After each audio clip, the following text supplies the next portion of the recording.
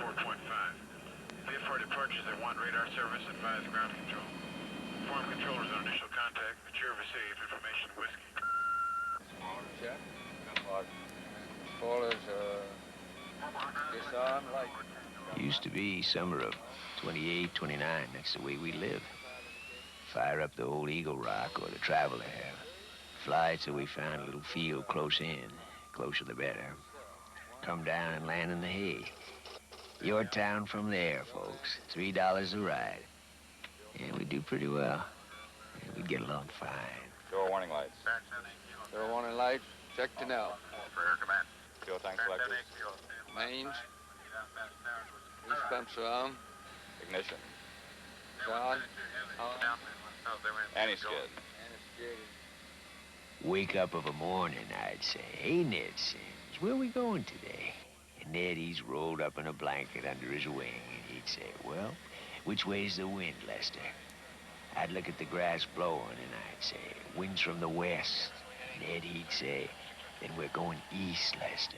We're going east. Fella couldn't live like that nowadays. All the radios and computers and things. Can't ever go back to the old days, you know. We can't go back.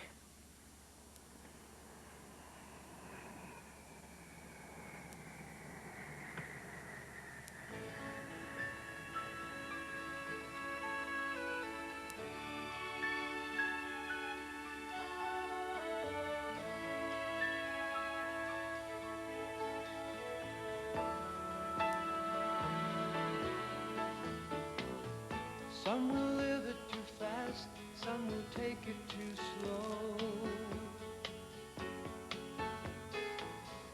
There are those who guess, there are others who know.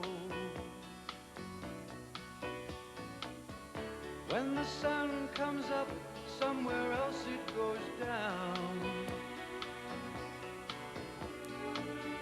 If you've never been lost, you can never be found.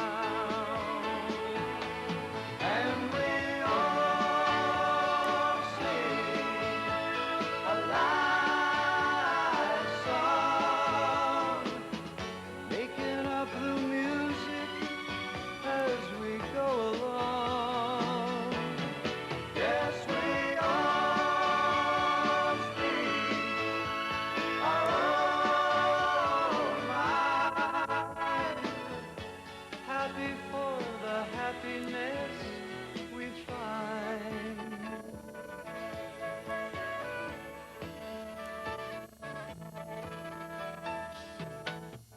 There are readers of books, there are dreamers who dream, and the doers of good try to say what they mean. For the people who take, some are willing to give. But what they have in common is the time to live.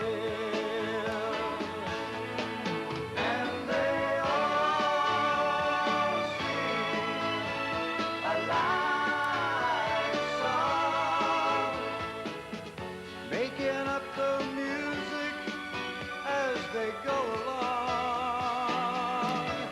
Yes, we all speak our own mind, happy for the happiness we find.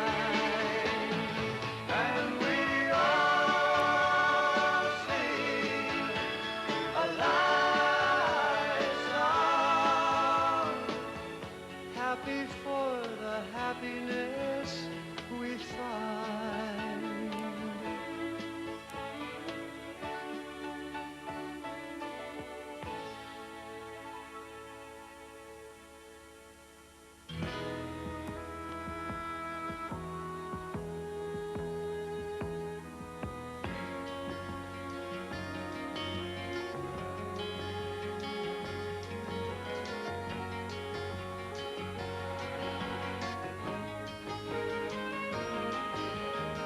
This is the story of something that happened 40 years ago and was lost. and turned up again in the middle of now. It's the story of a country and its people, and a strange way to find them both as they are.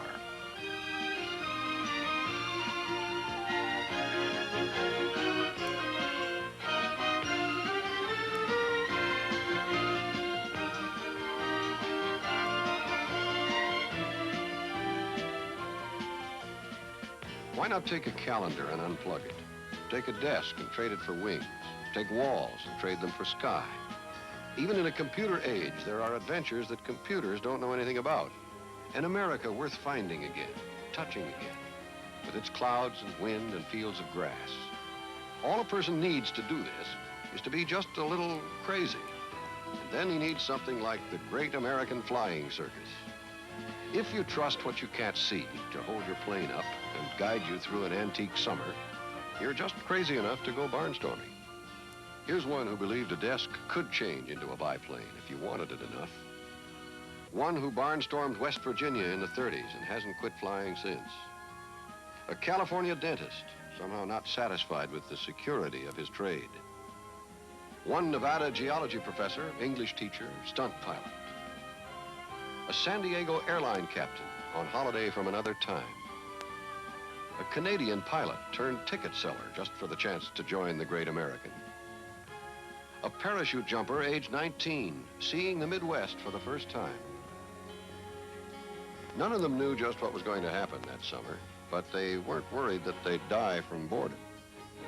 It all began in the little town of Cook, Nebraska.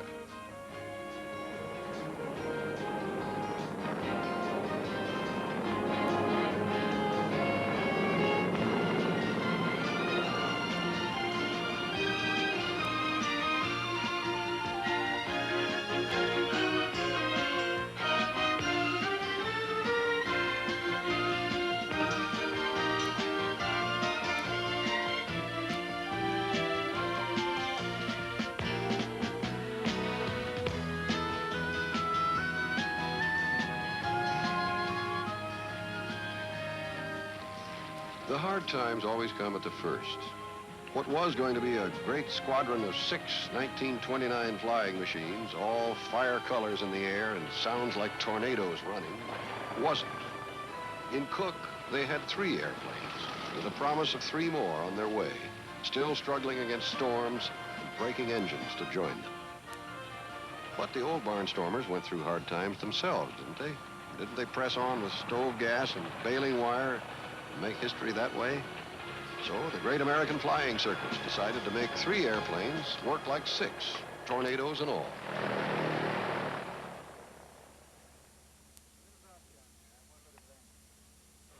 The other had a little more brown.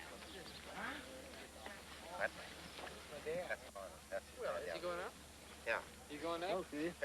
You going up for a ride? Here's the guy that parachuted out. Well, That's yeah, the guy that well, I owns seen land him here. floating around up there. Yeah? Would you like to go for a ride? Oh, not right now.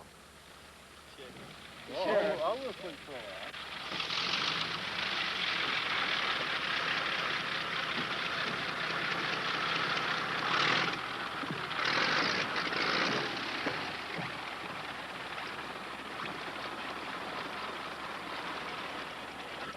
I just about asked for a loop-the-loop. Loop the loop. Tailspin. Two-winger. Words that haven't been used in flying for the last 40 years. Planted in the old days by the first sky gypsies, they've been deep frozen all this time, waiting for the next flying circus to come and make them warm again.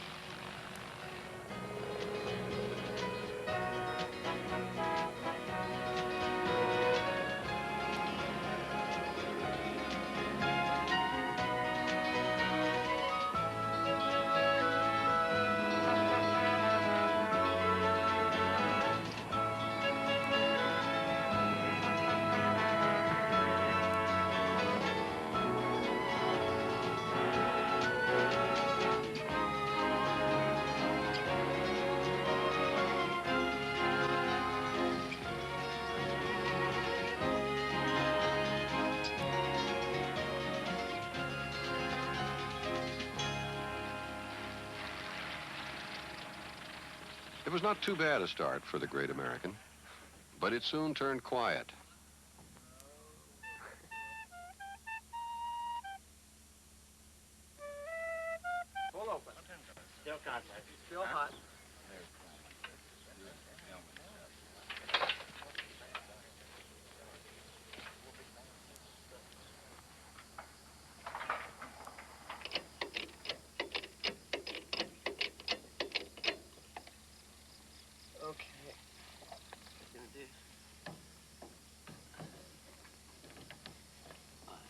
It's too wide.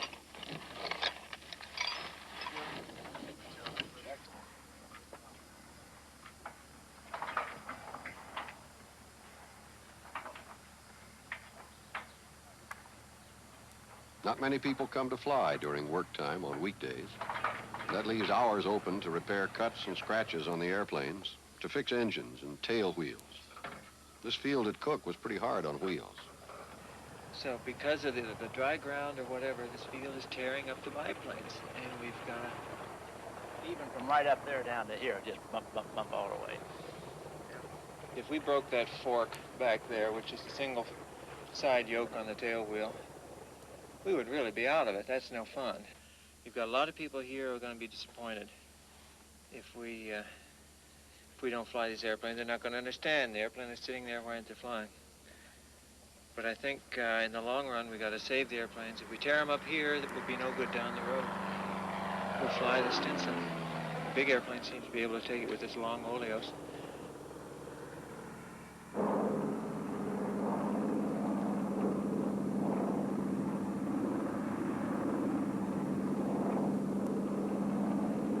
It started to be routine.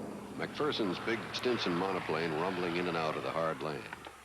If you closed your eyes, you'd think it could go on forever. But you'd be wrong.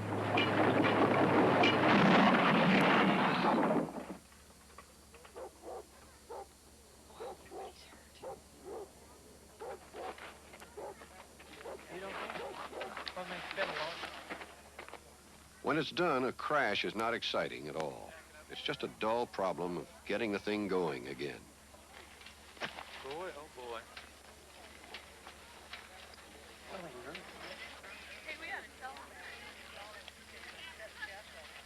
Why doesn't everybody stay right about there, okay? Because there's gas leaking and we don't want anybody real close, okay?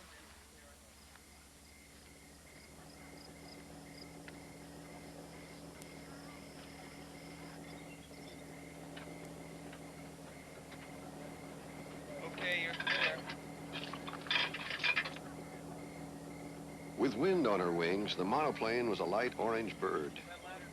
Dead and broken on the ground, she was 10 tons of solid brick.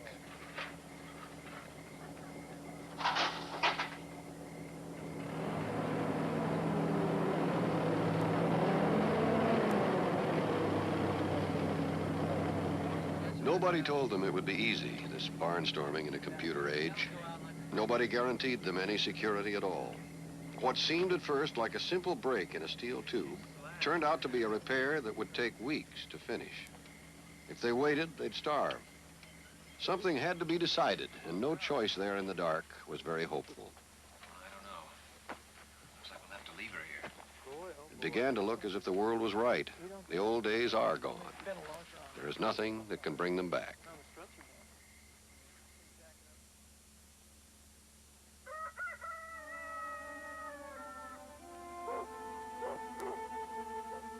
The bent monoplane was still there in the morning.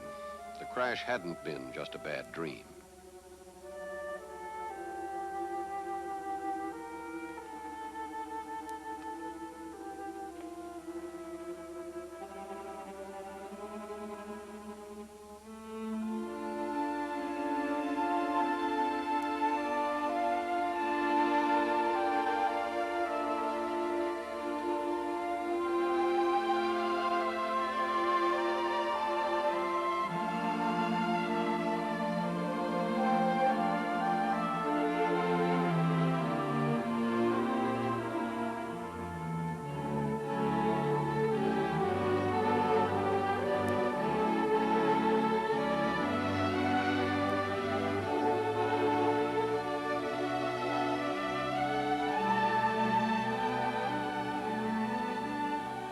The pilots of the Great American, by tradition and the barnstormer's code, slept under the wings of their airplanes.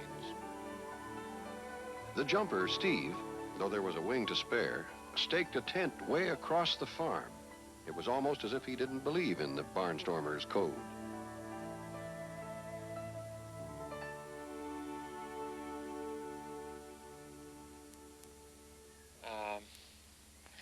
Yeah, I guess we'll head out of here northeast, won't we? Okay. up to Shenandoah and then east from there. East from there. Mighty fine. Your leader. So let's take off and swing around and leave. All right with you.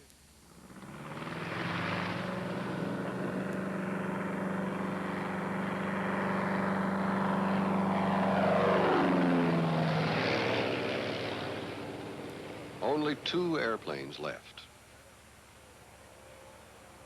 Eastward from Nebraska toward Shenandoah, Iowa, east and south before a west wind, stopping here and there, earning enough to pay for everything but another crash, hoping the other airplanes would hurry up and arrive.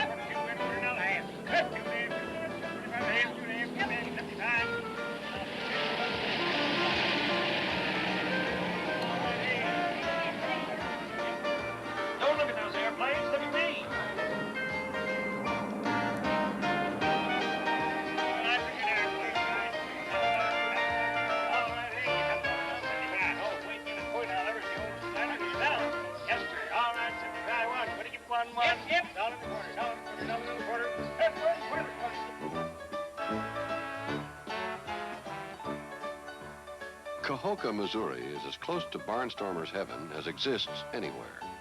A long meadow of grass only half a block from town. The 4th of July tomorrow, and townfolk happy to fly. It was hard to believe they might be a 5-plane outfit before long. But sky gypsies live on hope as much as they do on gasoline and hamburgers.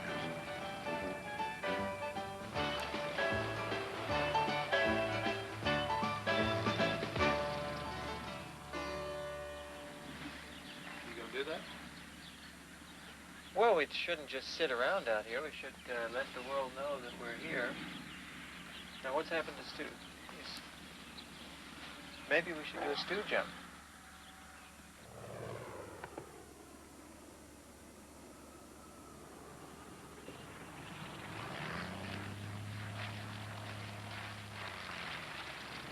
The Great American was a magnet for travel air biplanes. This one came in on loan from a friend in Massachusetts.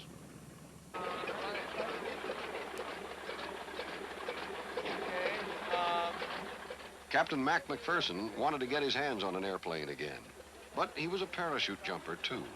He and Steve had promised the incredible double parachute jump in just 20 minutes, and the show had to go on.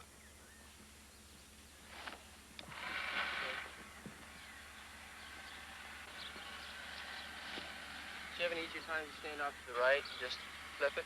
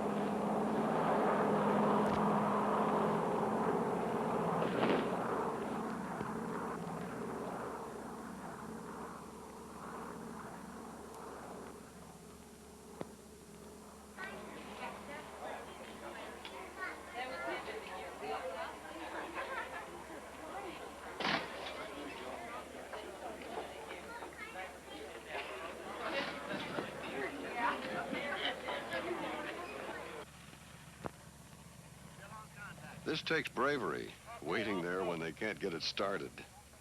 All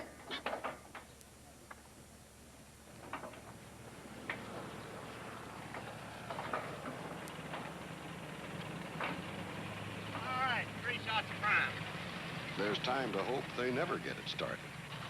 I'll tell you when it's going to start. Okay, 2 pumps of the throttle, switch off. Contact shall start the second pull.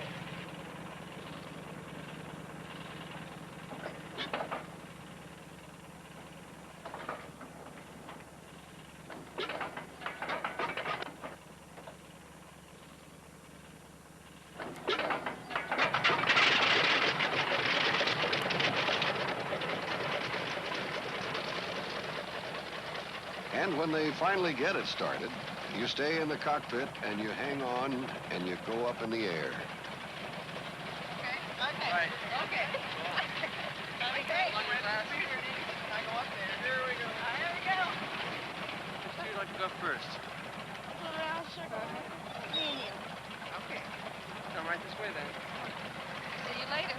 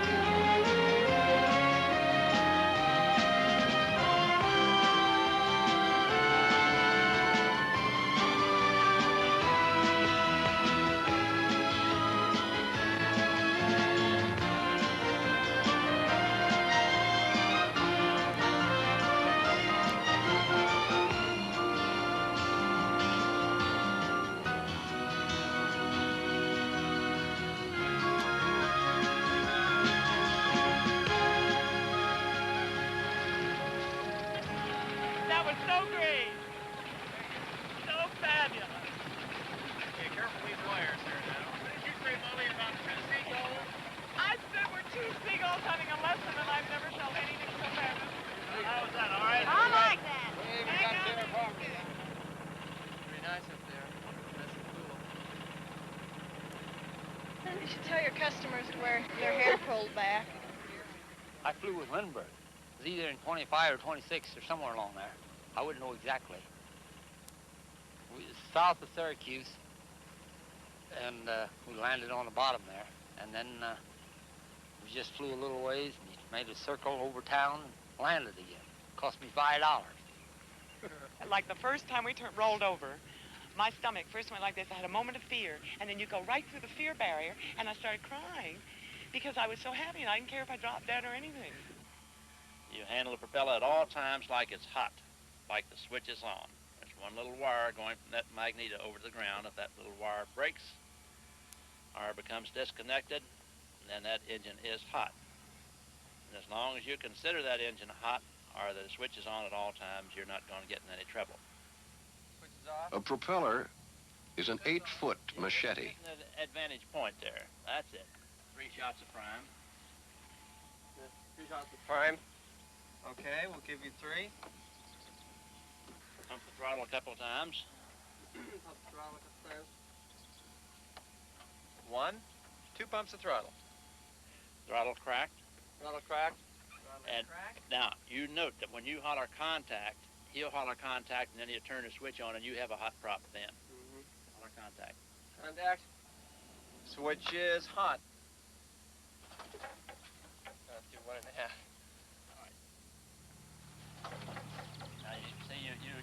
wave up right down here. Come right on down and follow through and away from the side again.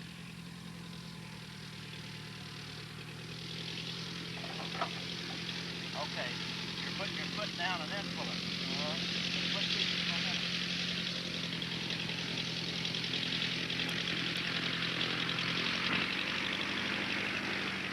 That's better, lot better. Move in and take it side again.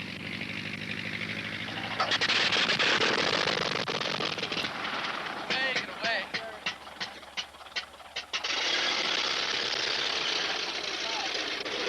Now the official problem. We always called the airplanes yellow and we called Snoopy and the red one we called red. Yeah, I heard that. Somebody said that Snoopy and the Red Baron flying around. Did you know what's going to happen to your hair? You're going to come down and you're going to be untying knots for weeks. Ugh.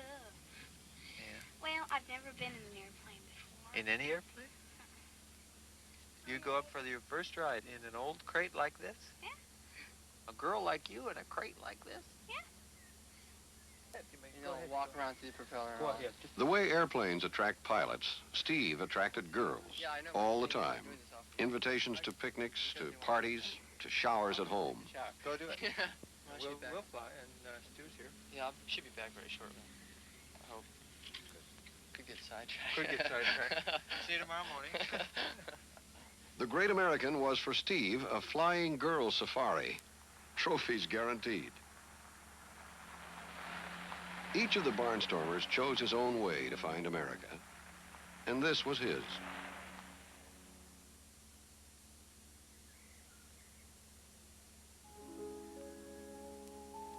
A little way north of Cahokia, a kind of attic for the town, was this paradise of frontier things.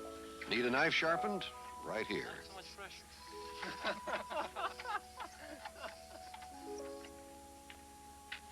Just now what we need in Winter Haven, Richard. A couple of sled runners. Need a straight-back rocker? Pick one out.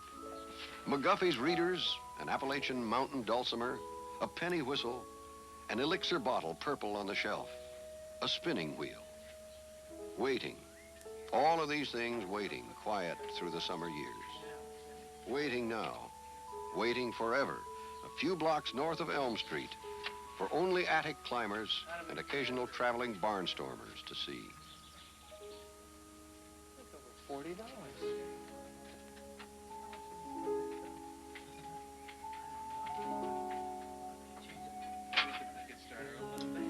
Yeah.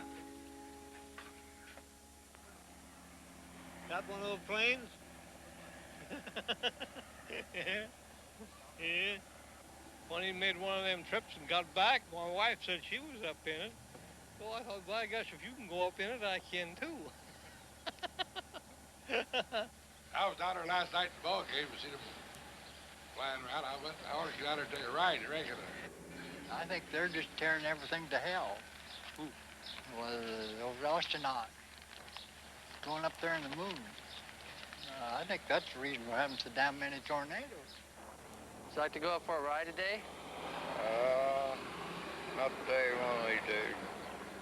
You ever been in a biplane? Yeah.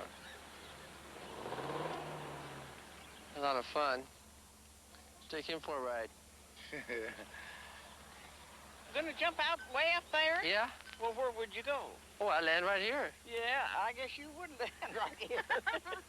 Well, I can take off wherever I want. But it's really pretty up there. Oh, yeah, I'm... It is. Nice and cool, Well, too. let it be that way up there. I can stay here.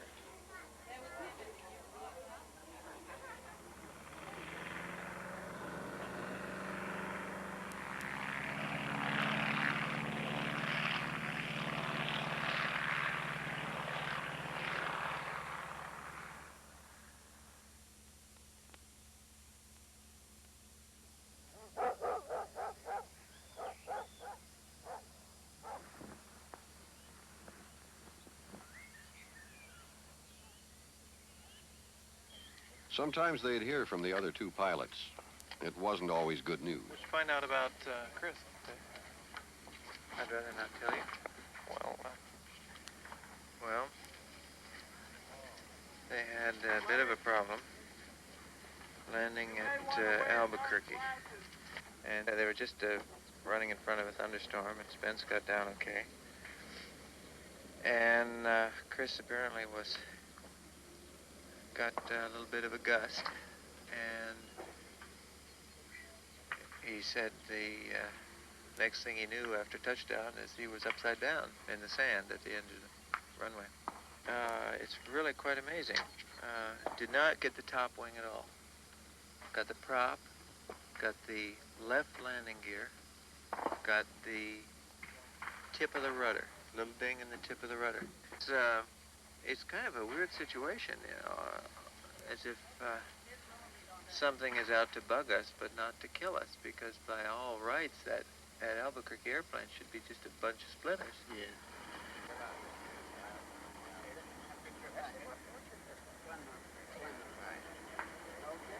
Good stuff. Thanks. Nice having you. Okay, thank you. Glenn Norman, by airline from Vancouver, by taxicab from Des Moines. Well, got here. Well, Maple Leaf made it. Always, always.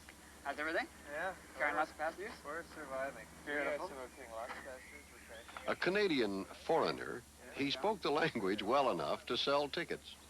The minute the cab drove away, Glenn Norman had himself a job. Good. So what's a cab? You see, it was either that or wait for another 3 days to get down here, because there's no transportation at all. So we thought about it. We got a cab. Cab from Des Moines, yeah. $100. $100. Okay.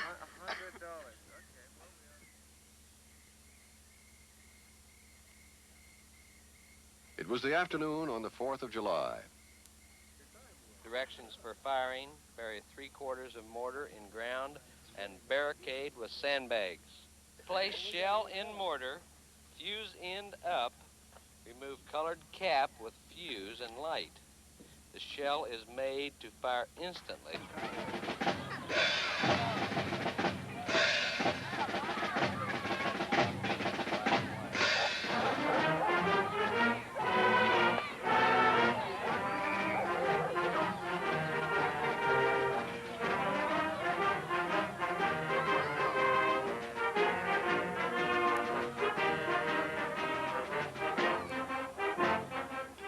What's the 4th of July without bunting, without red, white, and blue in the town square, without uniforms of scarlet and horns of gold, without grass to sit on and music to hear, and time to taste America happening?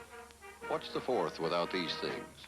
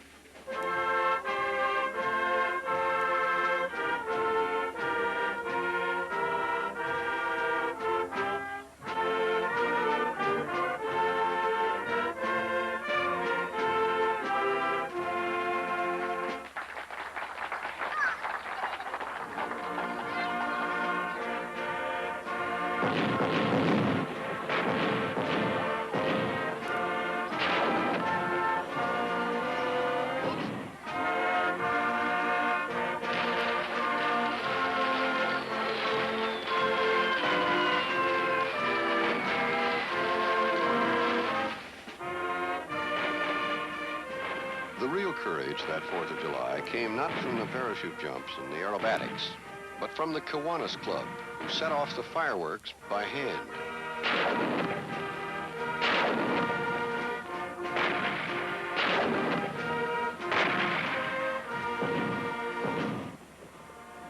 The Kiwanians could only hope the star shells would wait a second before they exploded.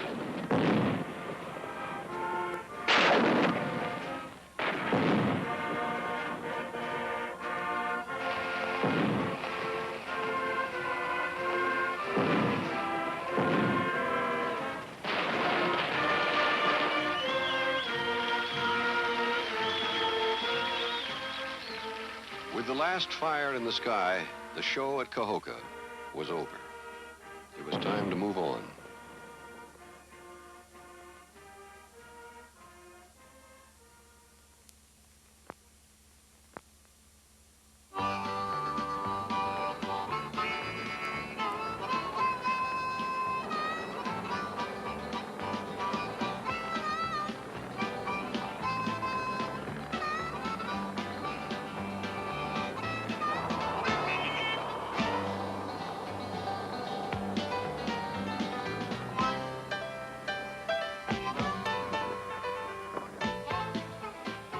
This is Ferris, Illinois, a half-mile north of town.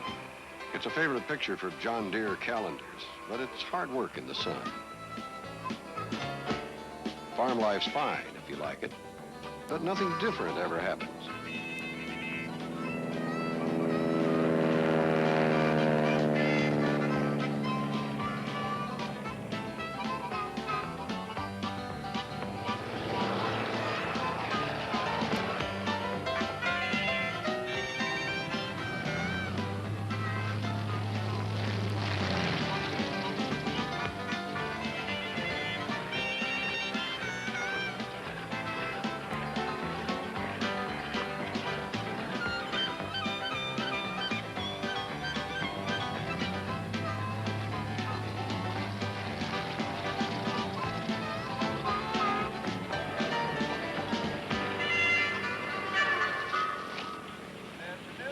Hello. Nice day. It's a beautiful day. And this is a good field. What, you roll this field with a steamroller? No. Golly, it's smooth. Glad to have you here with us. Thank you very much. Do you suppose it'd be okay if we flew out of your field for a little while? Have a few passengers, maybe? I think it'd be just fine with me. Lovely. We appreciate that a lot. Your choice. We can give free rides for you and all your family, or 5% of whatever we make flying out of your field. Don't make too much difference to me. I'm not really worried too much about the money part of it. It's usually one or the other. That's the way it's been for 50 years. They've been doing this kind of thing, so no problem. Take your time and think of whatever you want's fine. Okay. Maybe the 5% would be better. Okay, fine.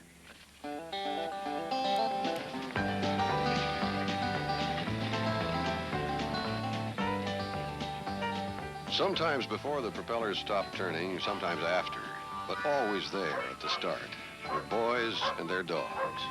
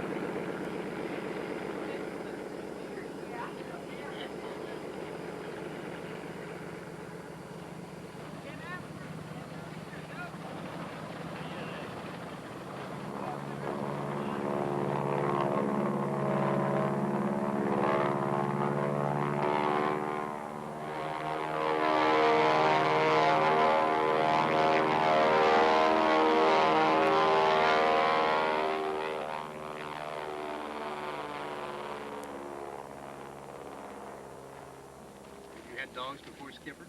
Yep, really, lots of them. Millions of them. Lots of them. Take Skipper up the flying? I don't know. Probably jump out. She would jump out. You have to hold on to her real tight, Mike. I wish I could go out there. Why don't you? I got the money. Oh, well, won't your dad give you $3? No. Go wait and lay your hands on it, huh? No. Not unless I work for it. Well, maybe you could do that. We're going to be here all day today. How'd you like to clean my airplane? Hey, yeah, that'd be fun. Would you do that for a ride? Yeah, we don't care. Doesn't bother you, huh? No. But I took the motor out of the car. You did? I helped. Well, I guess you wouldn't mind getting dirty then if you did A that. 68 Chevy. Uh-huh. Well, let's see. I'll give you guys Not a couple of 68, but 58. I mean 58. Okay, I'll show you guys what I want you to do, all right? Okay. It'll take you quite a while. I don't care. You're all ready, huh? Uh-huh. Okay. You want to skip it, Carlo, please? I'll do it.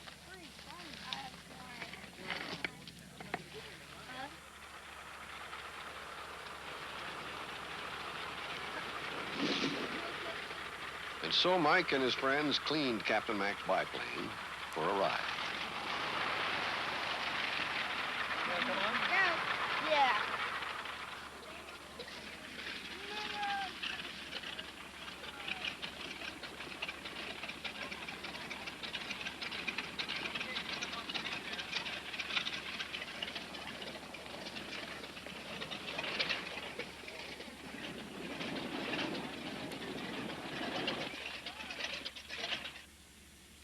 That's my very first time I had been in a plane. That's your very first time you ever been in an airplane before? Uh-huh. You like an airplane? I don't know. Are you scary? No. Could you see a lot? Mm-hmm. You do a good pilot? You like those steep turns? Uh-huh. You turn to like straight and then you turn. Yeah, we went up and down, didn't we, huh? Uh-huh. You feel like you're bouncing after you get out. Yeah. Landing was a little rough, though, wasn't it? It's all right. Would you like to jump out up there? No. Yeah. Pretty scary, huh? Give a free ride to you if you jump out. You gotta teach her how first. No, I'm just kidding. We wouldn't do No way. Would you do this again? Oh, yeah, I'd like to just keep on doing it. In fact, I can see it as a viable alternative to dentistry, you know. Because I'm a dentist, I notice people's teeth, you know, and a lot of the people who went flying with me had just horrible, horrible teeth, you know. And I thought, well, now here I have the capacity to help these people, you know, by fixing their teeth and acquainting them with preventive dentistry to, you know, so they have better oral health. And then I thought, or I can give them this airplane ride, you know. And it seemed like they were getting more, I was giving them more in the airplane ride than I could possibly ever hope to, you know. Because they can respond to that better than they can, you know, paying for dental work. Or even getting it for free, you know. I've always liked to fly airplanes better than a toothache. Yeah, sure. Well, the code was something that developed out of all the things that I hoped a barnstormer would be. My own mystical barnstormer. If he could come and land in my field, I would like him to be pure America, as we would wish it might be from reading all our old books and magazines and our histories and from listening to the songs of the country. Barnstormer should never smoke a cigarette and throw the butt on the ground. Bad news. He never litters, right? The place is always cleaner when he leaves than when he came.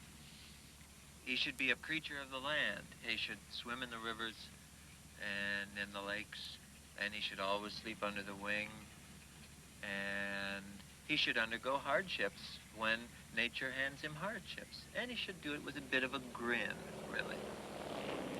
He should know his machine, know his engine, know his airplane, know himself, know the sky, and have this vast wisdom that I, as a little boy, could look up to and say, here is God, come to touch me. Some of the barnstormers I knew lived pretty good lives. And, of course, if you were out away from town, why, and you couldn't get anyplace else, why, you would sleep under the wings. But some of the barnstormers that I knew, they were the best-dressed people in the country. They changed suits 2 or 3 times a day, and they had the goggles to match the coat and the whole doggone works, you know. So I've always been, you know, kind of a compromise there. I just don't think that you had to smell like ape crap to play Tarzan. I would want someone who would be able to enjoy the grass and the sky, and sure, a motel room every once in a while is nice. But, so my reasons are different than theirs. They weren't out looking for constants and looking for anchors in a troubled world. code. All of a sudden we have this barnstormer's code, you know. I don't know where it came from, and all of the barnstormers I ever heard about were dirty old men. Used to go into town, get drunk, and attack all the farmers' daughters, you know. So I don't know. The barnstormer's code must be I think it's a purist ideal more than anything else, you know. But, as with all rules, they're made for the obedience of fools and the guidance of wise men. So. Where did you first hear of the barnstormer's code? Richard, where else? But the end result is the giving of this gift of flight, this 8 minutes to touch the wind and to hear the sound of that engine, and when we're landing with the engine pulled back, to hear the wind in the wires singing. It's a pretty good present for $3, then and now. It was the 4th of July, lasted all summer long. The old airplanes were carnival rides higher than Ferris wheels. The Great American was a county fair without the picnic suppers. The people knew this, and sometimes after a sunset, the Great American found itself invited to the park, there to be surrounded by potato salad and sliced ham, paper cup lemonade, and cakes baked special for the hour. The little world of the town looked curiously at the little world of the Great American, and there were smiles and words across the space between. Yet, for a while, one couldn't become a part of the other. It would take time and memory for that to happen. People at the flying field talked of town. The Great American in town talked of flight. The forward line of the wing in relation to the relative wind. Right. So, G-force is related to the relative wind. That's what I'm trying to say. Okay, anything you do is okay. No, but I think you would have a pretty good argument if you...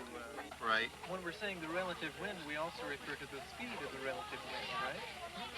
Sure, that's airspeed. Airspeed is how fast the relative wind is actually going. Are you trying to tell me these things? Yes. Do you know how long I've been flying? From the look of the landing here, about 2 weeks.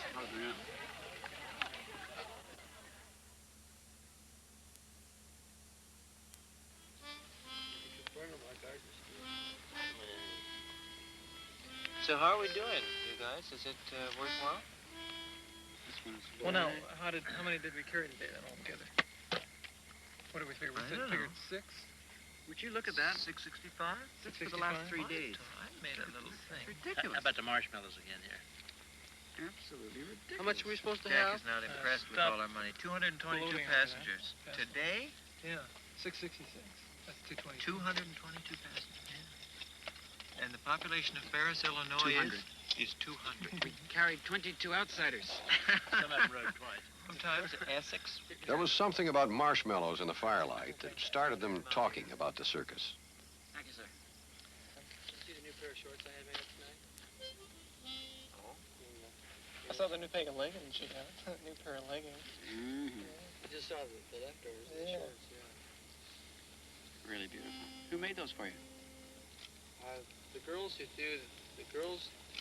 were the daughters of the ladies who threw the picnic for us. It's kind of nice having your own sex symbol along, isn't it?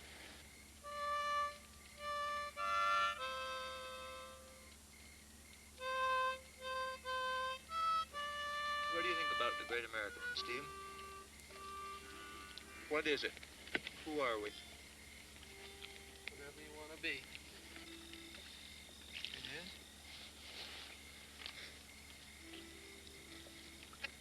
I don't know. I've been worried about you. And I felt somehow... I felt an apartness that I felt almost a 9 to 5-ishness. Tell me if I'm wrong. In your relation with what the Great American is.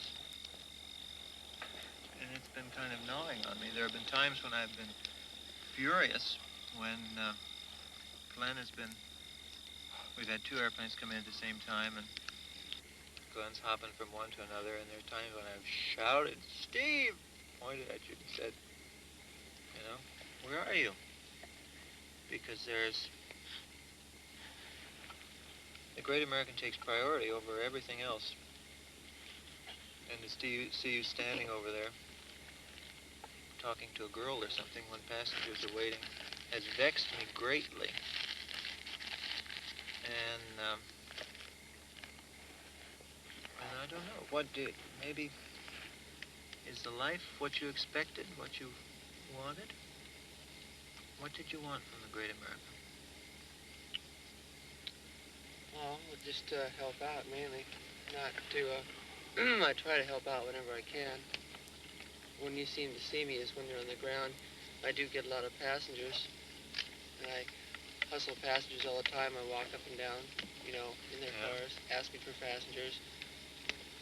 Yeah. And you happen to come in and see me when I'm not out there with the airplane. Yeah. And it's true, I do talk to girls. Most guys try to. True, true. And maybe when I get your age, I won't be looking around for that many girls. That's right. When you get my age, the girls don't matter at all. That's my profession. It's the older ladies. I think Steve's doing what he's supposed to be doing. And I think if there's any shortcomings, it's not his shortcoming, it's our shortcoming. Because we haven't given him a chance to do more. If I didn't... Am I the only one who feels that Steve is living in his own world where priorities other than the great American predominate? Different. I don't think the great American is the great American flying circus is what this is all about. You don't think so? Well, I don't think what so. What are we doing then, Clint? What are we doing? We're barnstorming. And what is barnstorming? Barnstorming is bringing something of great importance to people. Right. And it's not just necessarily flying. It's a lot more than flying. It's the whole feel of a different way of life that goes around flying. Okay. And our airplanes and the flying are very merely a tool for us to get near people and show them there is still a way of life that is full of adventure and excitement and changeability and great, great, great freedom to be a super individual.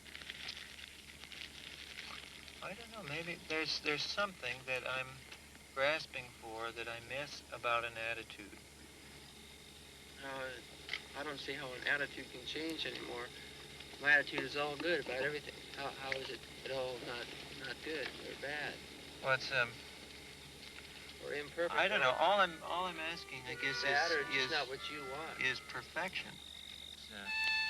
None of us, I guess, is really running this show. Nobody wants to be leader, and we shouldn't have a leader per se. But I know there's a point for me, which has already begun, as I'm sure you feel that I'm closing doors against you already.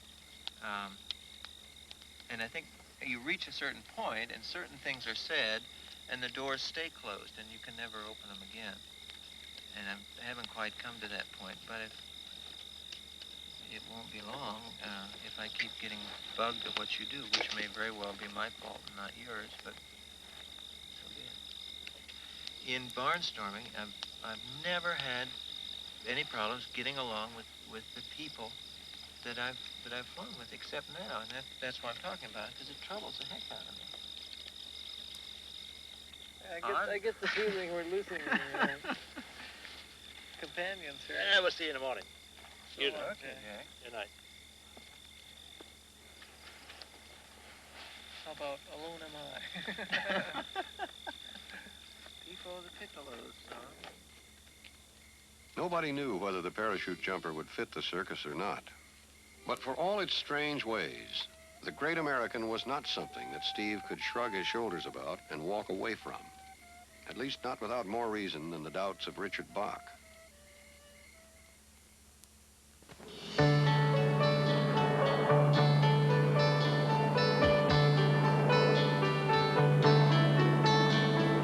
Flying on,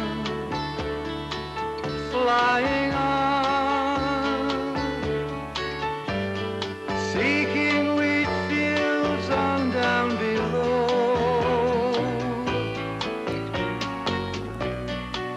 Air is silver or icy blue, and there's a meadow that just might do.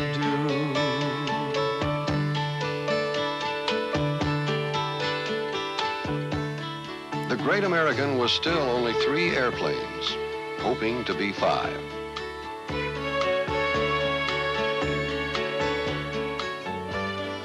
Across countryside America, looking down, watching for a right place to land. hayfield or wheat field, or a pasture without cows. Close to town, next to a road, a gate and a fence for people to walk through, a long enough field for safety, no high trees or telephone lines at the ends, not too rough for planes to land on, and owned by somebody who didn't mind if some flying machines stayed a day or two. Not easy to find a good field. They spent a lot of time looking. Flying on, flying on, searching valleys on down the line. Oh, sunshine, sunshine along our way. We've never seen a finer day.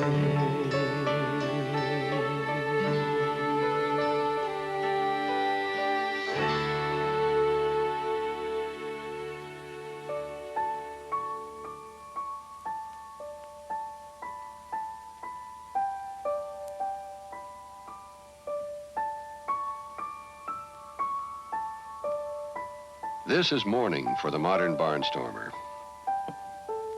Sometimes these drum sounds of ground fog turned to raindrops bring him softly awake.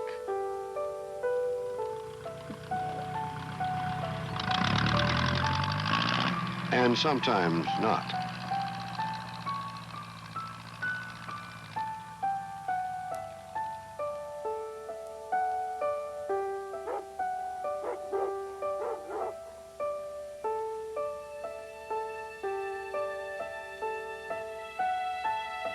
The name of the town is Pecatonica, Illinois, and Pecatonica is almost too eager to fly. The other pilots of the Great American are mystified to this day, but the young ladies who came every so often to fly at dawn came to fly with Captain Mack.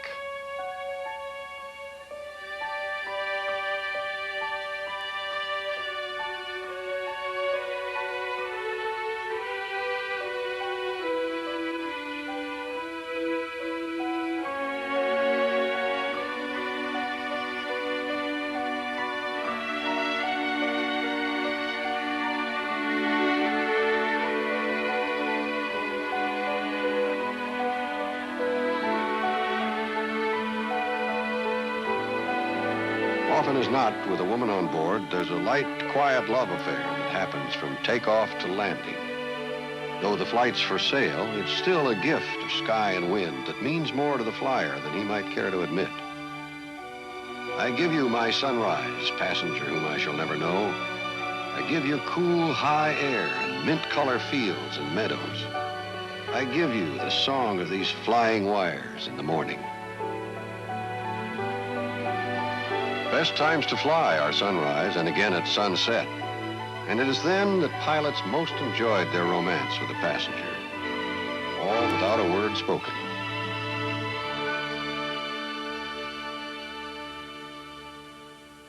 What would you like? Gentlemen, would you like it cut this way, which we call the summer cut? Yeah. Or would you like your winter cut across here? Well, I think the summer cut, because if the winter cut ended up near my leg, so maybe we could try the other way like that. And crossways, then it'll end up near your leg. Now that I have my hands full, you guys want to see my letter? I've heard that you got a fan club running here. Yeah. We've been hearing about this letter. Remember Little Marlena over at Ferris? How can we forget Little Marlena? Yes. Well, apparently she hasn't forgotten me. Because I got a letter from her here. And it says, headline, I like you. Snoopy. I guess she considers me that's Snoopy. Lovely. Yes. Then it says, Dear Snoop.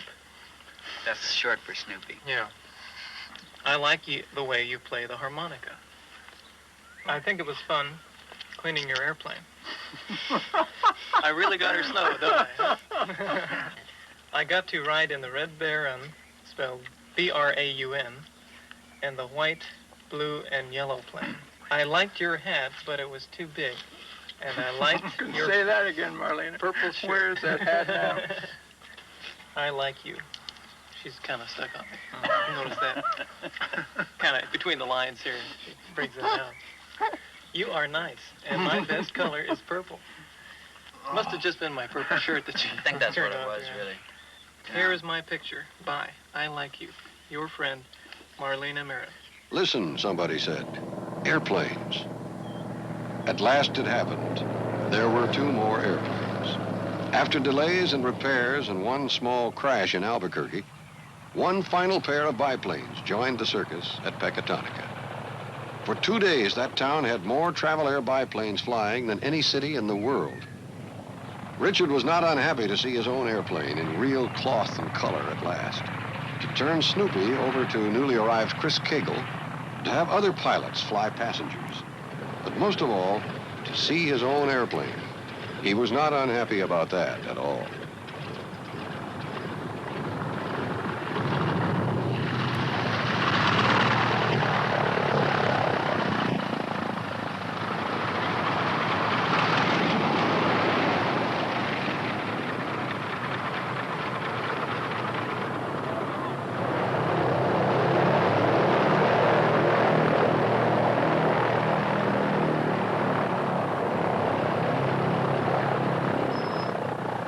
Mr. Cagle.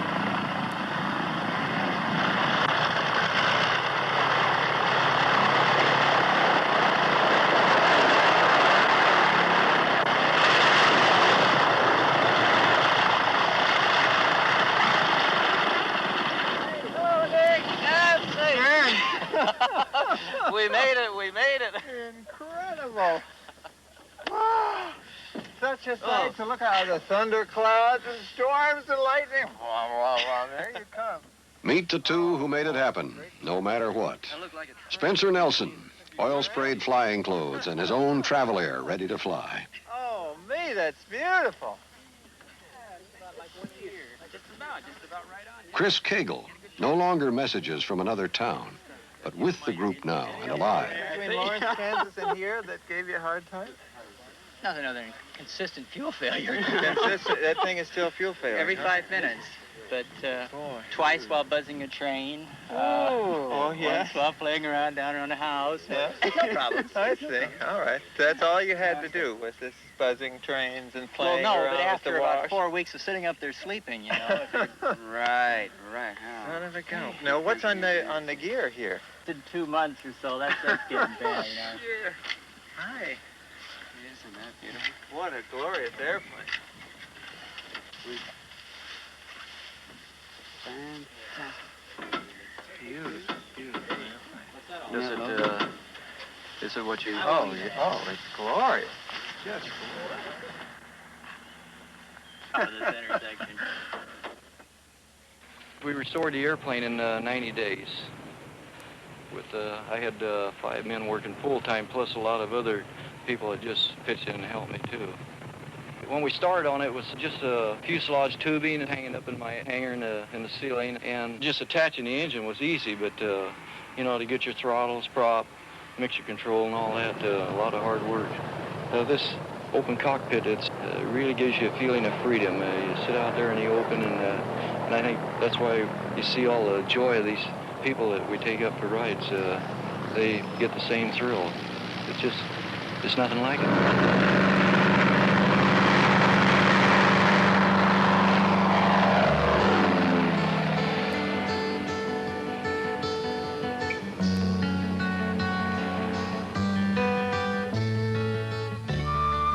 It was a little nose heavy. The engine quit every so often, and the brakes were weak right up to the time they grabbed and locked the wheels. So what? Who cares? She was her own sunrise in the sky. She flew smooth and light, the way she was born to fly.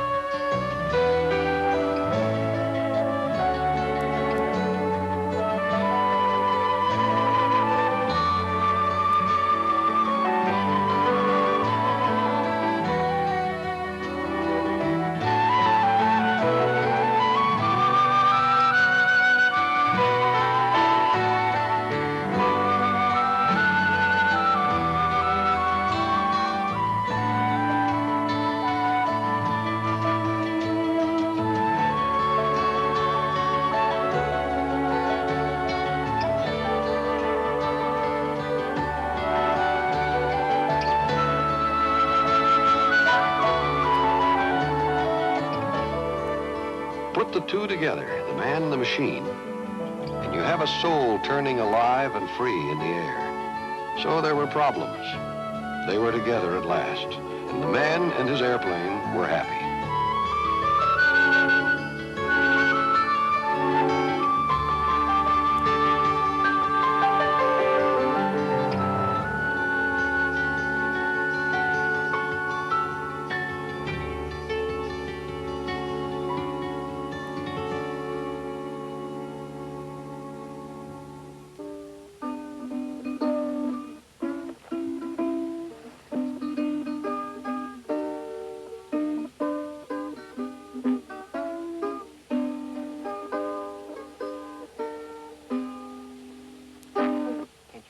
I didn't know that laws of economics also applied to music. The laws of economics. One of the laws of economics is good money drives out bad. And here it's applying in music that excellence drives out mediocrity. So if you just tune yourself down with that little mediocre thing there, run in a little more mediocre and a little less... There you go. Now I'm ready to play with you. All my sharps are flat.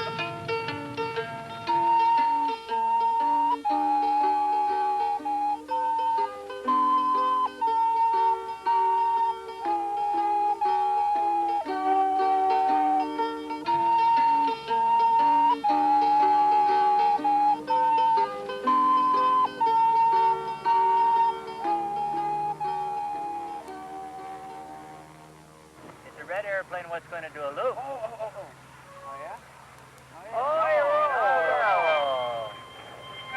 There's old Jack hanging in there, making money for Somebody's up working. Yeah. There's only about 80 people over there. We've got our music. Your music, Mr. Create. Is there anything else in the world? Okay, go. Hey, that's it. We can use the top of the camera drumstick. Well, if we had a wing here, we could play the wing. We spot the head of the banjo. We can use the drum.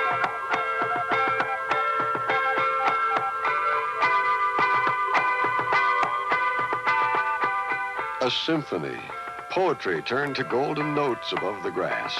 But what could these masters, what could even Beethoven do when the seller of tickets breaks it up?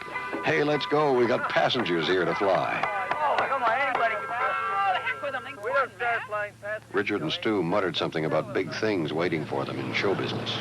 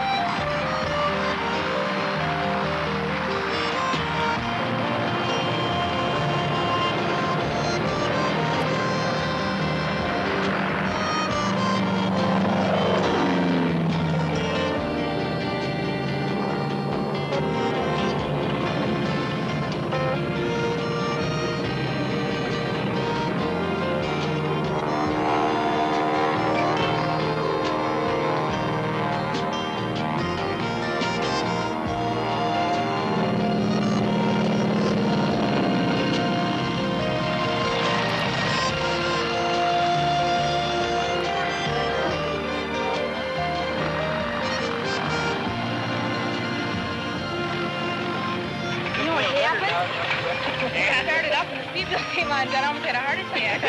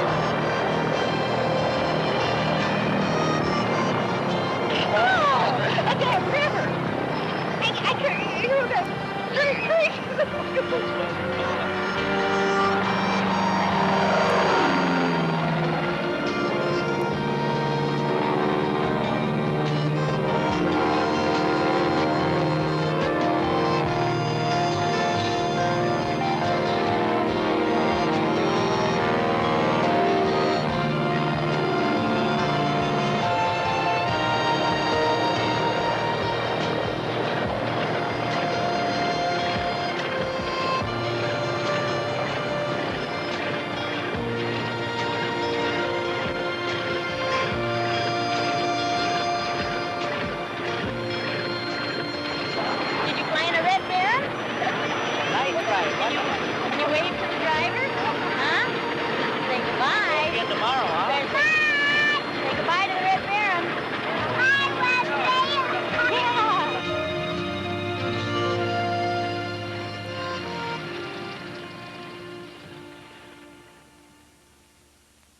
Glenn, give me a piece of sugar so I can put it on where I want it to go. 4 to 1, he winds up in Lake Michigan. No. He's not an amphibious This is ant. the one really reliable way of choosing where to go. One reliable way to find where a flying circus should go is called the ant method of navigation. She's headed south and east. Hey, dum-dum man, I live in California. Must have hit a weather front down there. Go the other way. Give me some sugar, somebody. Just a minute. He's circling Waterloo. A little private field. Okay, Kind of far away. See, this must be good country. Lebanon, Neosha. Oops. Not stay away from Mayville. Okay. You can tell he knows what he's doing. He's stopping at the control zone. Yeah, look at see. Look, Right he on can't the go in the control control zone. zone. He went around the control zone. Evansville. That looks like a nice place. Go, boy, go. Well, it looks The ant went to Rio, Wisconsin.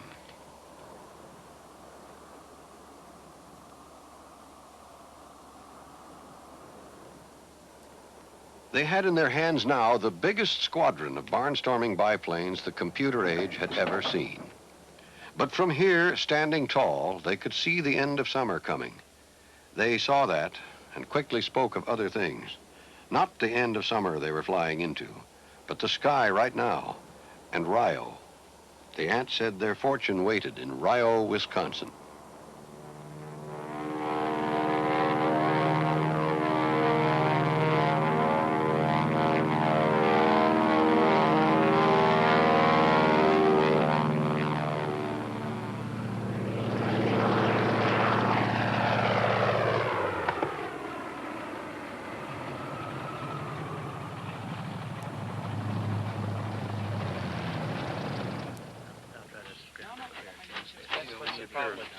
We need a pair of tin snips. What's the problem with pulling the cow? All around the country, now as then, are kids curious to come up and touch an airplane, and maybe even work on one a little bit, and sometimes, God willing, take their pay in a ride across the sky.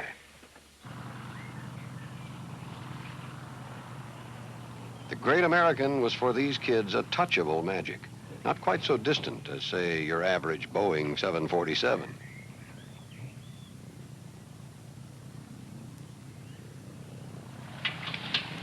Okay, crack your contact. Get that belt fastened? Yeah. Better hang on besides that. You definitely want to do a loop, huh? Yep. Okay. What else you want to do? Anything you want to do.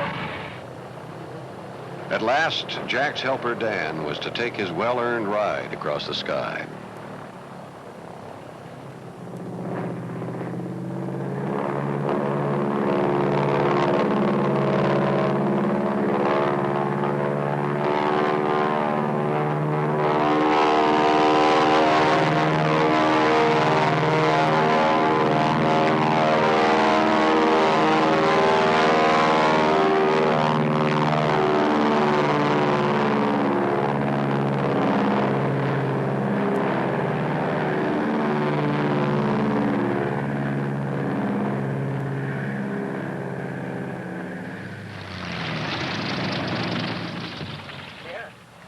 Dan, you still got that root beer and hot dog? Yep. Okay. Was that enough? There you go. Yep. Huh? Yep. Like Kind of that, all quiet, huh? Okay. You look a little pale. Feel all right? Huh? Feel all right? Yeah. Okay.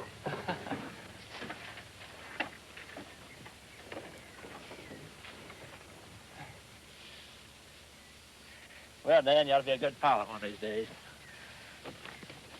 Learn from you, I will. Huh? Learn from you, I will. Yeah? Is that what you want to do? Yeah. You want to learn to fly? You real bad you want to learn to fly. Uh-huh. Whatever it was that you ordered there. What did you order? A couple of milkshakes. Okay, then there will be your couple of milkshakes. These will be my couple of milkshakes. Richard should have a couple of milkshakes. And... Steve, did it turn out the way you thought it was going to turn out? Are you on that again? No, what happened to you, by the way? Somehow you changed. Oh, I'm gone just as much as I ever was. Well, why aren't you here more? That's not needed. I didn't change. I'm doing the same thing. I have the same attitude. Whatever that is. Same attitude? Whatever the attitude is, I don't know. Son of a gun. Well, it must be me. The one that you said was wrong. Mm-hmm. That's the one I still have, I guess. Still have the same lousy attitude. Yeah, I don't know what it is. You just have an airplane that requires more attention now. You're busy working on that all the time. You can't check on it.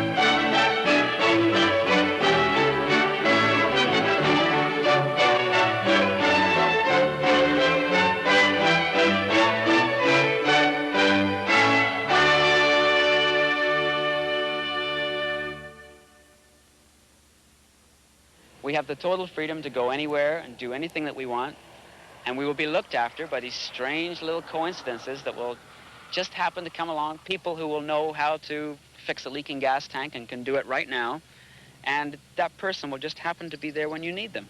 And constantly, these little things that you can call chance once, twice, but not when you can come to depend on it as a regular happening, constantly. Then there is nothing by chance anymore, and you start to realize that you can go and live your life exactly the way you want to live it, and never worry at all. This is real, total security, when you can depend on life to look after you. He sat in the cockpit and called to the crowd in the twilight. Last ride of the day, folks. Look at that sunset, twice as pretty from the sky itself. But nobody felt like flying. He was helpless, the keeper of a magic diamond treasure, trying to share it with a world that wasn't interested. So he took off into the sunset by himself. It was one of those times when he hadn't known how truly he had called, to be above the ground in that light. He was humble and he was proud, and all at once in love again with this painful, bittersweet, lonely thing called flight.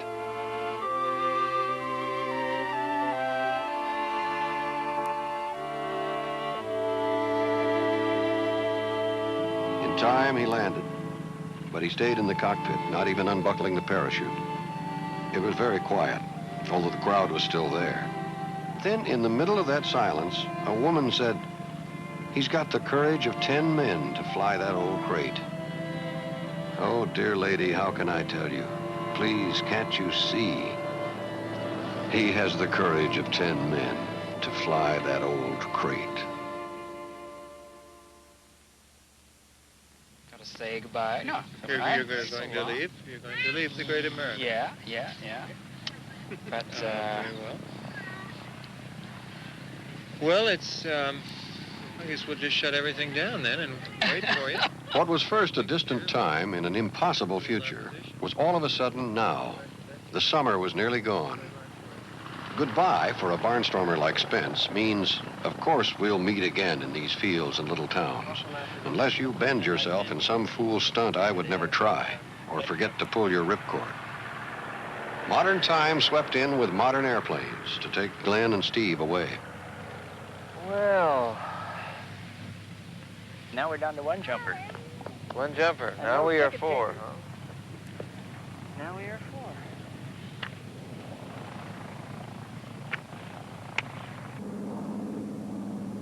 4. All across the country are ponds and lakes, built near fields in the old times, of course, for barnstormers to swim in when the days went warm. Captain Mack found this one. Jack and Chris said they had some new flares to test for the show. They might come by later.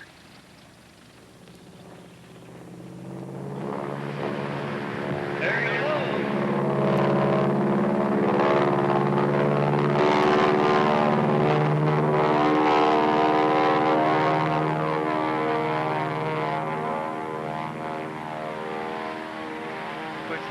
Chris had a surprise for everyone. Aluminum powder flares. Instead of colored smoke, they put out fire.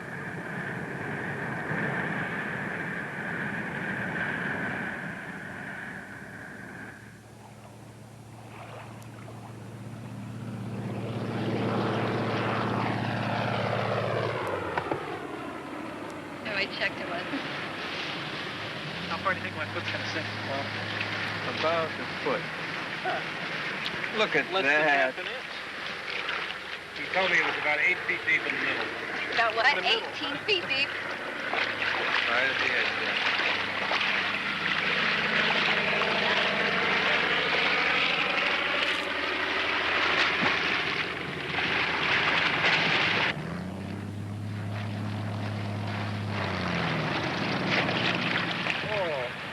What do you think about this? What do you think of the water?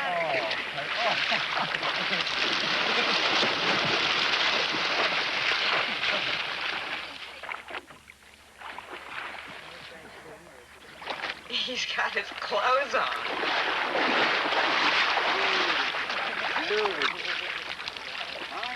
Going that very well.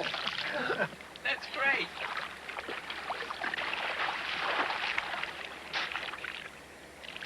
Look, somebody said.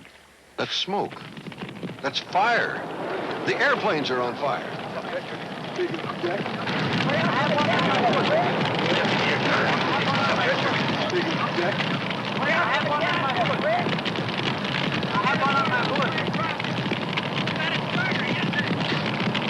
Get the hell out of here, Stu! Get out! The tank's gonna go!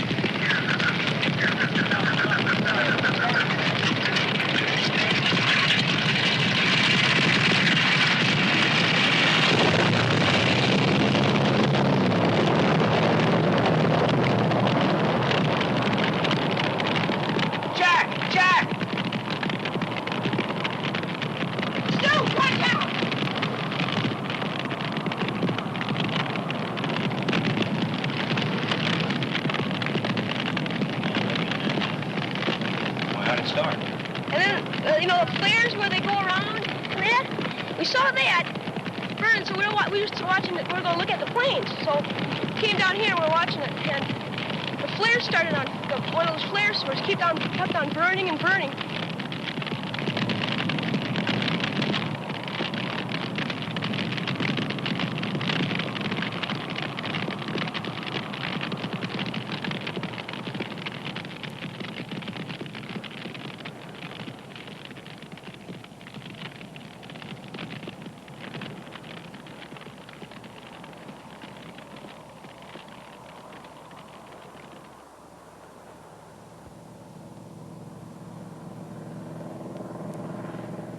The way I look at it, the airplanes mean more to me usually than the people. People you expect to die. You know, it happens every day. And frequently they're doing what they want to do. They're enjoying themselves. Like this friend of mine who was killed flying his Pitts Special.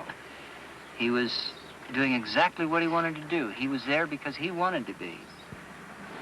And burying him didn't bother me at all. He went out doing what he wanted to do. A couple days later, I had to bury his airplane.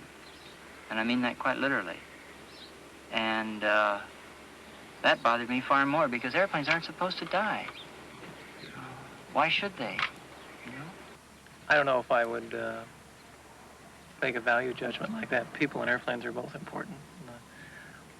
I have a hard time saying one thing's more important than the other when it comes to, making gross generalities like that. They're both important to me. Well, now, everybody's entitled to their own opinion. And I don't compare people with airplanes. People build airplanes. Airplanes don't build people. And another airplane, more or less, is just something else to me. I wouldn't trade my little finger or your little finger for any airplane on this field. And I've seen a lot of airplanes crash. I've seen a lot of airplanes burn up. And I miss them. But I've missed a lot of people a lot more. So, Chris is entitled to his opinion. But my opinion is that I like people more than airplanes. I have no argument with that. Not at all. But I still like airplanes better. Okay, all the events that happen to us are means to an end, I think. And the end is learning. What do you find out about the things that can't be destroyed with fires or guns or any kind of physical power? That's what matters in living. And every once in a while you get a very dramatic lesson presented to you. And boy, when you're out there and that heat scorching across you and you're just trying your heart out as we were to move those other airplanes out of the way, you say, well, this is not really a philosophical lesson. But it is, in truth, the deepest kind of lesson you can get when you've got all these things pointing, focusing, burning down to this one point. When someone dies in your life, or whether it's an airplane or a person, it grabs you by the throat and it said, tell yourself, what does it mean? What did you learn? Why did this happen? If you can come up with something that says, I've learned something about the nature of my being, and I will be less afraid in the years ahead. I've learned a little bit of something about dying and therefore about living. That's worthwhile. Boy, I'll pay an airplane for that. Pleasure flying with you. Well, I really enjoyed you, Jan. Been a group of good pilots. And, you can say that again. And I look forward to seeing you again, by golly. Yeah, I'm sure we'll see each other again. Richard, and it's a nice flying wing on you, by golly. Yeah? Right back some old service memories. Yeah? Chris, Well, that's nice. Been a pleasure. It's been my fun. I got here a little bit late. Sorry about that. But it was fun to sit there and watch that little red bird out in my windscreen. Yeah. Best of luck taking yours back to California and over the East Coast.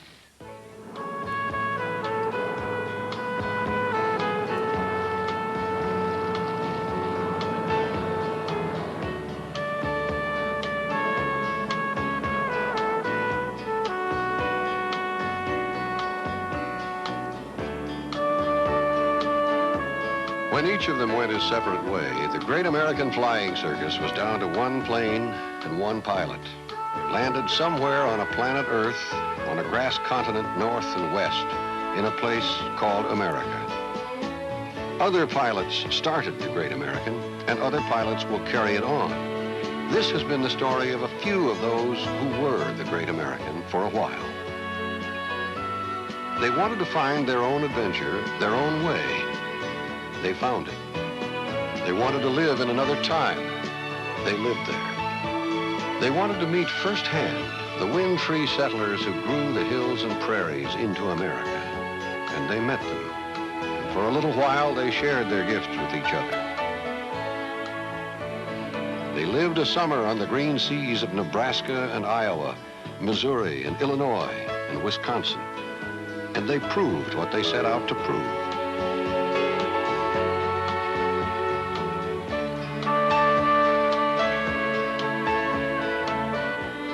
It wasn't luck that summer. They found an America that some people believe is gone, but it isn't gone at all. They saw it, bright and alive and real. And it was a good sight.